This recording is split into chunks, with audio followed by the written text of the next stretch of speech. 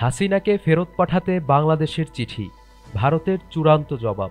বাংলাদেশের পক্ষ থেকে ক্ষমতাচ্যুত ও মৃত্যুদণ্ডপ্রাপ্ত সাবেক প্রধানমন্ত্রী শেখ হাসিনাকে ফেরত পাঠানোর অনুরোধে পাঠানো চিঠি এখন পর্যালোচনায় রয়েছে বলে জানিয়েছে Bharat.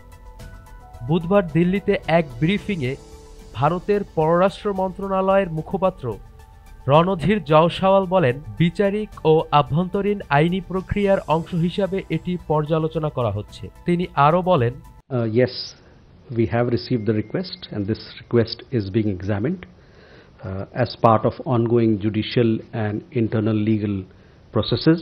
We remain committed to the best interests of the people of Bangladesh, including peace, democracy, inclusion and stability in that country, and will continue to engage constructively in this regard with all stakeholders. ভারতীয় সংবাদ মাধ্যম Telegraph India ও the Indian Express এ তথ্য নিশ্চিত করেছেন।